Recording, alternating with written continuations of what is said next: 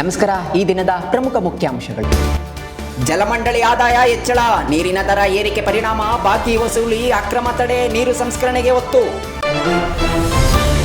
ವಿರೋಧದ ನಡುವೆ ಲೆಕ್ಕ ಕೊಡಿ ಮಂಡಿಸಿದ ಟ್ರಸ್ಟ್, ಹರಿಹರದ ವೀರಶೈವ ಲಿಂಗಾಯತ ಪಂಚಮಸಾಲಿ ಗುರುಪೀಠದಲ್ಲಿ ಗೊಂದಲ, ಕಲ್ಲು ತೂರಾಟ, ಚಪ್ಪಲಿ ಪ್ರದರ್ಶನ.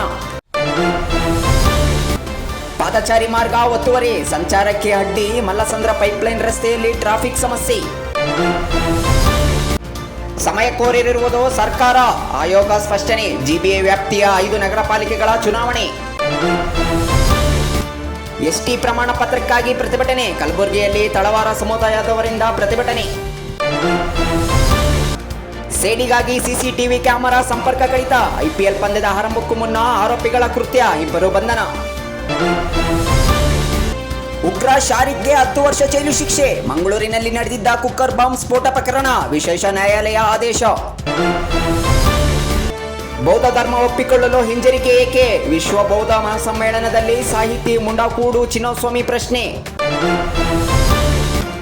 ಸ್ಕಾಡಾ ಕೇಂದ್ರ ಉದ್ಘಾಟನೆಗೆ ಸಜ್ಜು, ಜಲಮಂಡಳಿ ಅಧ್ಯಕ್ಷರಿಂದ ಪರಿಶೀಲನೆ, ಶೀಘ್ರ ಚಾಲನೆ ನೀಡಲಿರುವ ಡಿಸಿಎಂ. ನಿರ್ಬಂಧ ತೆರವಿಗಾಗಿ ಪಟ್ಟು, ಅಣ್ವಸ್ತ್ರ ಕಾರ್ಯಕ್ರಮ ಕುರಿತು ಒಪ್ಪಂದ ಇಲ್ಲ, ಹಾರ್ಮುಜ್ ತೆರವಿಗಾಗಿ ಸಿದ್ಧ ಎಂದ ಇರಾನ್. ವಿವಿ ಶೈಕ್ಷಣಿಕ ದಿಕ್ಸೂಚಿ ಬದಲಾಗಲಿ, doctor B R Ambedkar school of economics ಘಟಿಕೋತ್ಸವ ಕಾರ್ಯಕ್ರಮದಲ್ಲಿ ಯೋಜನಾ ಆಯೋಗದ ಮಾಜಿ ಸದಸ್ಯ ಬಾಲಚಂದ್ರ ಅಭಿಪ್ರಾಯ. ಮಹಿಳೆಯರು ಎಲ್ಲೂ ಸುರಕ್ಷಿತವಾಗಿಲ್ಲ, ಹೈಕೋರ್ಟ್ ಕಳವಳ, ಮಹಿಳೆಯರ ಹಿಂಭಾಗ ಸೆರೆ ಹಿಡಿದು ಬಿತ್ತರಿಸಿದ ಆರೋಪ. ಕಾಳಸಂತೆಯಲ್ಲಿ ಐಪಿಎಲ್ ಟಿಕೆಟ್ ಮಾರಾಟ, ಆರ್ಸಿಬಿ ಜಿಟಿ ಪಂದ್ಯದ ವೇಳೆ ಘಟನೆ, ಕಬ್ಬನ್ ಪಾರ್ಕ್ ಠಾಣೆ ಪೊಲೀಸರಿಂದ 10 ಮಂದಿ ಬಂಧನ. ಕಚೇರಿಗಳಲ್ಲಿ ಏಜೆಂಟರನ್ನು ದೂರವಿಡಿ, ಕೆಎಸ್ ಅಧಿಕಾರಿಗಳ ಸಂಘದ ಕಟ್ಟಡ ಉದ್ಘಾಟಿಸಿದ ಮುಖ್ಯಮಂತ್ರಿ.